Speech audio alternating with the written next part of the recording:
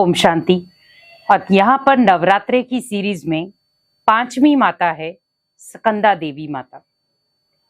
हम माताओं को याद कर रहे हैं, नवरात्रे की पूजा कर रहे हैं, विधि पूर्वक करना चाहते हैं।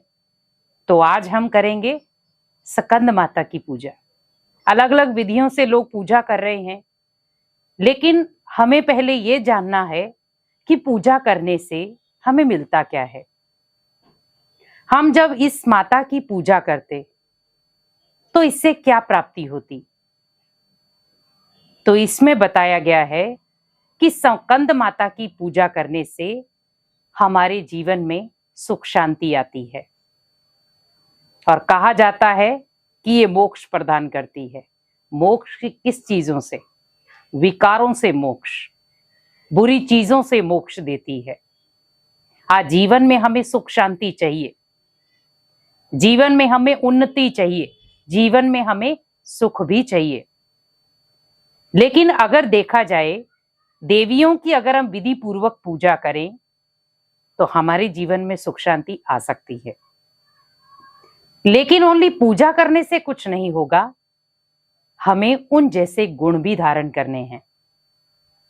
जैसे देवियों ने अपने जीवन में सबसे बड़ा गुण रखा पवित्रता का, दूसरा गुण रखा त्याग का, तीसरा गुण रखा तपस्या का, तो जाकर के वो देवियां कहलाई।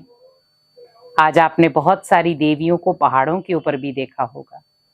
वैष्णो देवी, ज्वाला देवी, नैना देवी, कांगड़ा देवी, चिंतपूर्णी देवी। तो ये देवियां भी आपने सुनी और देखी। और हम सब देवियों को याद कर रहे हैं, पर हम देवियां जिस रास्ते पर चली वो रास्ता हम नहीं अपनाना चाहते। हमें ओनली 9 दिन तक देवियों की आराधना नहीं करनी है। कोशिश यही करनी है कि हम 9 दिन नहीं, हम हमेशा उनके जैसा बन के दिखाएं, क्योंकि देवियां भगवान की प्रिय थी। भगवान भी उन्हें याद करता था। हमें वैसा बनना है। देवियां कोई आकाश से नहीं उतरी, देवियों ने दिव्य गुण धारण किए तो देवियां बनी। देवियों ने अपने जीवन में त्याग तपस्या की तो देवियां बनी। तब जाकर के वो देवियां आपको सुख शांति पहुंचा रही है। लेकिन हम देवियों को पहचान नहीं पा रहे। देवियां है कौन? ओनली हमें ध्यान रखना है कि जब हम एक जड़ मूर्ति को याद करते हैं तो हम कहते हैं कि मुझे इस जड़ मूर्ति से साक्षात्कार हुआ। किसने कराया? हम ये भूल जाते हैं कि इन देवियों का पिता कौन था। तो इन सब देवियों का पिता था शिव। हम शिव को याद नहीं कर रहे।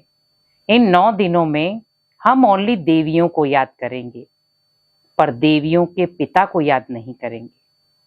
क्यों? हमें पहले देवियों के पिता को याद करना है, उसके बाद देवियों को।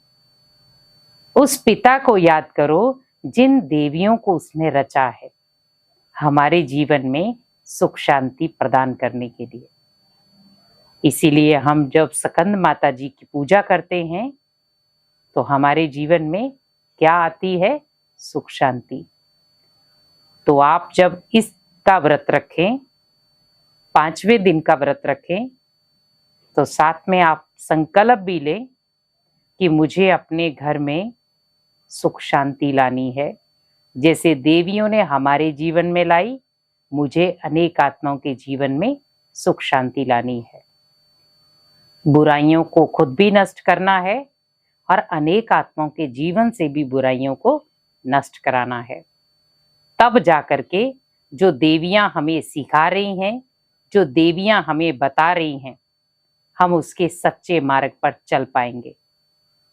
इसीलिए कोशिश करें कि हमें देवियों के स्वरूप तो देखने ही है, लेकिन साथ साथ में देवियों ने जो त्याग तपस्या की है उसके आधार पर अपने जीवन को भी वैसा बनाना है ताकि कोई भी असुर हमारी तरफ बुरी दृष्टि कर ही ना पाए, क्योंकि देवियों ने अपने आप को इतना पावरफुल बनाया कि किसी भी असुर की हिम्मत नहीं थी कि वो उन्हें छू पाता।